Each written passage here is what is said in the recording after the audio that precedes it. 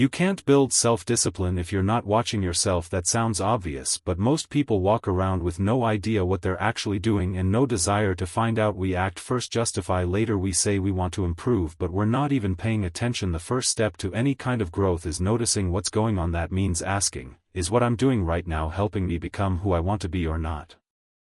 And I'll tell you right now, most of the time we only ask ourselves this after the fact, after the distraction, after the mistake, after the day's been wasted. If you want to change, if you want to develop any kind of lasting self-discipline, then you need to be honest, and you need to be honest without excuses, explanations, or emotional padding. That's where these questions come, and they're blunt, they're not easy, and that's the point. Each one forces you to stop dancing around the issue and get real with yourself. And here's the rule: your answers must be yes or no. No, well, kind of no. Let me explain. No soft landings. Let's go. 1. Will this action create a gap between who I am and who I want to be? We all have an ideal self. Maybe yours is focused, driven, respected. Maybe they wake up early, stay organized, finish what they start. Let's call them steel. But then there's the other you, the one who procrastinates, drifts, slacks off, the version of you that always has a reason but never has results. That's rain.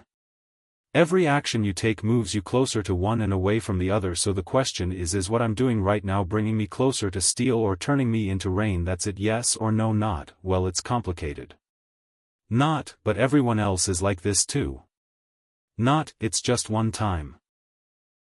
You're either acting like the person you respect or you're not. 2. Does this action reflect what I say I want? Let's say you want to write a book, you dream about it, you talk about it, you imagine your name on the cover, but when you sit down at your computer there's nothing written, just an empty file. Then your actions don't match your intentions. You're just daydreaming, and the truth is nobody cares what you intend to do. The world doesn't reward good ideas, it rewards what you follow through on. So ask yourself, are my actions and intentions aligned? Because if they're not, it's time to either change your behavior or stop pretending you want the outcome. 3. Am I just uncomfortable? Discomfort is not damage. We confuse the two all the time. We think this is unpleasant means this is bad, but it doesn't. It means it's stretching you, challenging you, testing whether you're serious. And if the only reason you're backing off is discomfort, then you're just proving how easy you are to stop.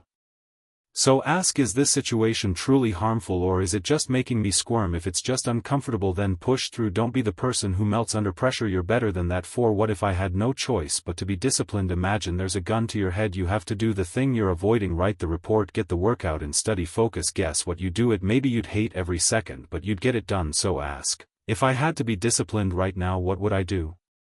Then just do that. No one's holding a gun to your head. That's the gift, but act like there is. That's the discipline. 5 is I don't want to. A good excuse. We say this all the time. I just don't feel like it. As if that's a full sentence, as if that's reason enough. But let's zoom out. There are millions of people in the world who wake up and do things they don't want to do because they have to. They work long hours, they support families, they put their heads down and push through. And you're hesitating because you're tired, because you're bored, because Netflix dropped a new season. Come on, I don't want to is not a valid excuse. It's a sign that you're privileged enough to choose, and you're choosing laziness. 6. Am I doing what's right or what's easy? These two paths rarely overlap. The right thing is hard, the easy thing is tempting. That's always been true, so stop pretending otherwise. If you're skipping the workout, just say, I chose the easy thing because I didn't want to push myself.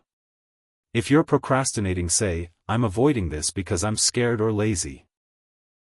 Don't dress it up, don't sugarcoat it. Honesty kills excuses. Ask, is this the right thing or the easy thing? And know this: easy choices now lead to hard consequences later. 7. Is the obstacle real, or am I just making excuses? We're all guilty of this. I couldn't work out, it was raining, I didn't have time, I was busy, I'm tired, I'll do it tomorrow. But are those reasons, or are they just stories you're telling yourself so you don't have to feel uncomfortable? Here's the thing: people who want it find a way, people who don't make excuses. So ask yourself, is this truly an obstacle, or am I being soft? Most of the time the real obstacle is you. 8. If I keep doing this, where does it take me? This is a long-term thinking test. Most bad decisions feel fine right now. Skipping a workout feels great in the moment, but 10 weeks later you're weaker, heavier, and more frustrated. Indulging now always seems easier until the cost hits you later. So look ahead. Ask, if I keep doing this, what happens in 10 minutes, 10 days, 10 months, 10 years? If the future version of you would look back and say, why did you do that?